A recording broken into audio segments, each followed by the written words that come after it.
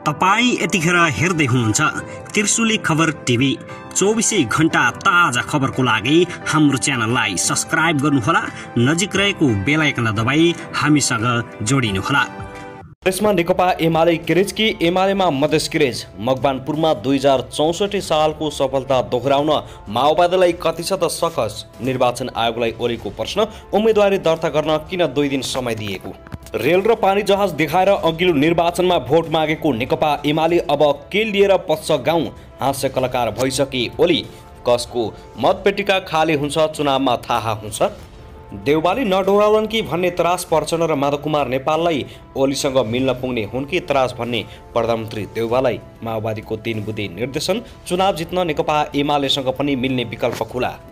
यता भने नेकपा एमालेसँग मिल्न नपाइने शर्तमा गठबन्धनका दलबीच चुनावी तालमेल गर्न नेपाली काङ्ग्रेस तयार। 64 जसरी नै माओवादीले जिताउने प्रचण्डको दाबी। आगामी निर्वाचनमा कसले मार्ला बाजी। चुनावी घर दैलोमा नेताहरूको भाषण। एजेन्डामा बेवास्ता, गाली र निन्दामै मस्त नेताहरू। प्रधानमन्त्री देउवालाई चुनावकै मुखमा उद्घाटनको संयोग। उम्मेदवारी बिना नै घर दैलो अभियानमा जुटे दलहरू। र नेत्र विक्रमचन्द्र विप्लवले गर्यो यस्तो घोषणा। नेकपा एमालेसँग सहकार्य गर्ने तरै सिके राउत पनि नेकपा एमालेको पार्टीको एजेन्डा बोकेर चुनावमा जाने तयारीमा। गठबन्धन सरकारमा भुइँचालो। अब हेर्नुहोस् पुरा समाचार।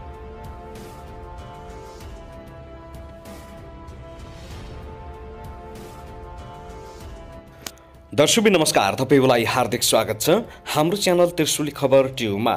यदि हाम्रो च्यानललाई अहिलेसम्म सब्स्क्राइब गर्नुभएको छैन भने सब्स्क्राइब गरी नजिक रहेको बेल आइकन दबाई हामीसँग जोडिनुहोला।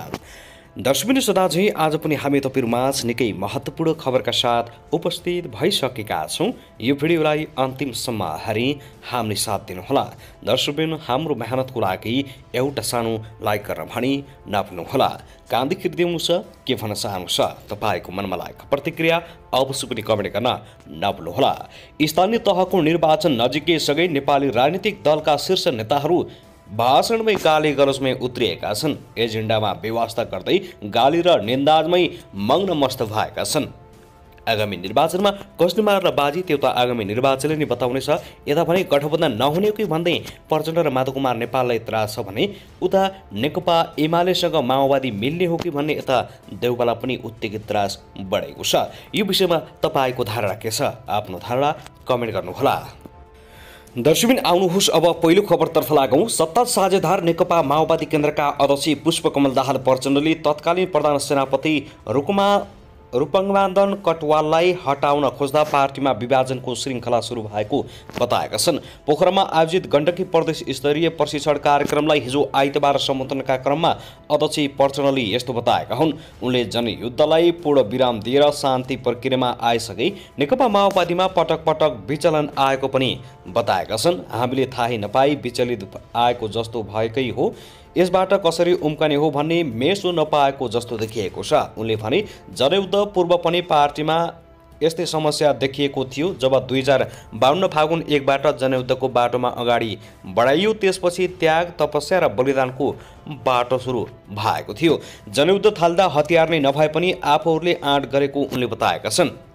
हामीसँग न त हतियार थियो, न फौज थियो, न त अरू कुनै शक्तिको सहयोग थियो। उनले भने हामीले जनताको बलमा सही विचारको आलोकमा यहाँसम्म आइपुगेका छौं। उनले शान्ति प्रक्रियापछि आएको विचलनले नेकपा माओवादी केन्द्रमा विभाजन आएको पनि उल्लेख गरेका छन्। खास गरी तत्कालीन प्रधान सेनापति रूपङ्गबहादुर कटवाललाई हटाउन खोज्दा यस्तो समस्या आइपरेको प्रचण्डले स्मरण गरेका छन्। हामी शान्ति प्रक्रियामा आएपछि कटवाल काण्ड हुँदै पार्टी विभाजनको श्रृङ्खला सुरु भयो। उनले भने कटवाल काण्डदेखि सुरु भएको विभाजन रोकिएन। एउटा, दुईटा, तीनवटा कति हो समूह बने। अहिले फेरि एकता पनि हुने कुरा छ, तर अहिले पनि विभाजन पछि कति हो कति समूह पनि 14-15 समूह त अहिले पनि लाइनमा छन्। दाहालले क्रान्तिको एउटा निश्चित स्थानमा पुगेपछि पार्टीभित्रै क्रान्ति चाहिने बताएका छन्। दर्शक त्यसैगरी नेकपा एमालेको उच्च स्तरीय टोली चीनको भ्रमण जाने भएको छ। उपाध्यक्ष विष्णु पौडेलको नेतृत्वमा 4 सदस्यीय टोली आज सोमबार बिहान चीन जान लागेको हो। टोलीमा नेकपा एमाले नेताहरू काशीनाथ अधिकारी, डा पुष्प कडेल र कडाली प्रदेश सभा सदस्य मीना सिंह रखल रहेका छन्। चिनिया कम्युनिस्ट पार्टीको अन्तर्राष्ट्रिय विभागको निमन्त्रणमा चीन जान लागेको टोलीले विभागका प्रमुख सोङ ताओ सहित उच्च स्तरीय भेटघाट गर्ने कार्यक्रम तय भएको छ।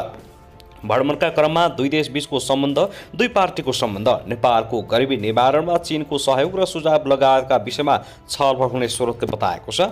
चीनी विदेश मन्त्री वाङ यी नेपाल भ्रमणको पूर्व सन्ध्यामा एमालेको उच्च स्तरीय भ्रमण हुन लागेको हो। विदेश मन्त्री वाङ यीको भ्रमणका क्रममा विक्रम सम्वत 2076मा नेपाल र चीनबीच भएको 19वटा सहमति तथा सम्झौताका अवस्थाको बारेमा छलफल हुने जनाइएको छ। चिनिया राष्ट्रपति सी जिनपिङको नेपाल भ्रमणका क्रममा दुई देशबीच 19वटा सहमति तथा सम्झौता भएको थियो।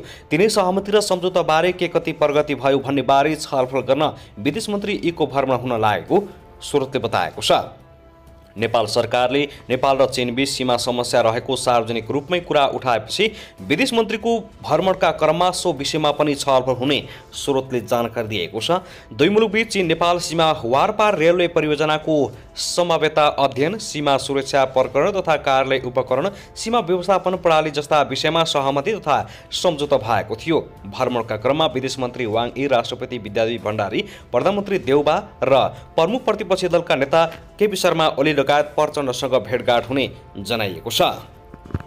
त्यसैगरी यता भने नेकपा एमालेका अध्यक्ष केपी शर्मा ओलीले स्थानीय तहको निर्वाचनमा मनोनयन दर्ताको लागि छुट्टाइएको समयप्रति आपत्ति जनाएका छन्।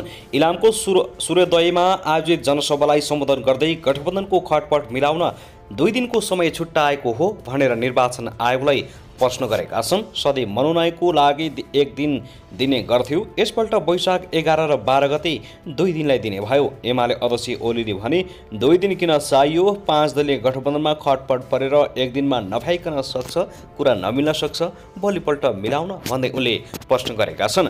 अध्यक्ष ओलीले विश्वभर मनोनयन 1 दिन हुने भन्दै नेपालमा किन 2 दिन भनेर आयोजकलाई प्रश्न गरेका छन्। 5 दलीय गठबन्धनको खटपट मिलाउने काम निर्वाचन आयोगको हो।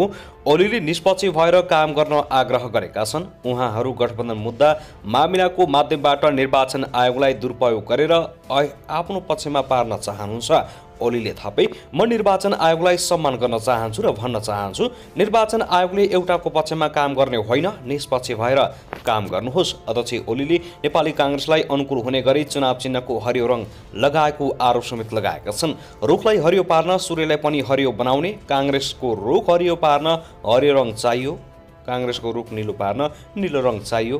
एमाले अध्यक्ष ओलीले भने दलहरूसँग निर्वाचन आयोगले के परामर्श गर्यो, किन काङ्ग्रेसको अनुकूल हुने गरी काम गरिरहेको छ? सूर्य हरियो हुन्छ, कहीँ सूर्यले पनि हरियो बनाउने? उनले प्रश्न गर्दै आक्रोश व्यक्त गरेका छन्। दर्शकवृन्द, त्यसैगरी नेपाली काङ्ग्रेसका प्रवक्ता डा प्रकाश शरण महतले नेपाल कम्युनिस्ट पार्टी एकीकृत मार्क्सवादी लेनिनवादी नेकपा एमालेका अध्यक्ष केपी शर्मा ओलीको नेतृत्व राज्य सञ्चालनमा असफल भइसकेको बताएका छन्। पूर्व परराष्ट्र तथा ऊर्जा मन्त्री डा महतले एमाले अध्यक्ष ओलीले शनिबार प्रधानमन्त्री शेरबहादुर देउबालाई एमालेको चुनाव चिन्हमा मतदान गरेर पुण्य कमाउन दिएको उपदेशको जवाब सो अभिव्यक्तिमा दिएका हुन्। नेकपा एमालेका अध्यक्ष केपी शर्मा ओलीमा काम गर्ने होइन, ठट्टा गर्ने बानी रहेको उल्लेख गर्दै उनले भने राजनीति गर्ने मान्छेहरू देशको समृद्ध र जनताको सुख तथा सुविधालाई केन्द्रमा राख्ने हुनाले सधैँ गम्भीर हुन्छन्। तर उहाँले हास्य कलाकारको जस्तो हँसी मजाक बनाउनु भयो। शासन सत्ता सञ्चालन गर्न तपाईँ र तपाईँको पार्टी असफल भइसकेको छ। 5 वर्षलाई दिएको जनादेश 3.5 वर्ष पनि टिकाउन सक्नु भएन।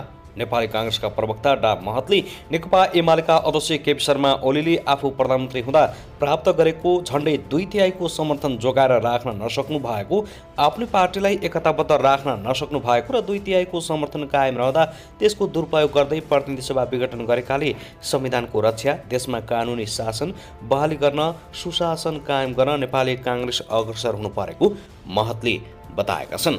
नेकपा एमाले सहित कम्युनिस्टहरूले पनि सरकार चलाउन नसकेको भन्दै व्यङ्ग्य गरेका हुन्। पछिल्लो समयमा नेकपा एमालेका अध्यक्ष केपी शर्मा ओलीले काङ्ग्रेस सभापति तथा प्रधानमन्त्री शेरबहादुर देउबालाई आगामी निर्वाचनमा सूर्यमा भोट हाल्न व्यङ्ग्य गर्दै आग्रह गरेका थिए। यो विषयले सामाजिक सञ्जाल तरङ्ग भएको थियो।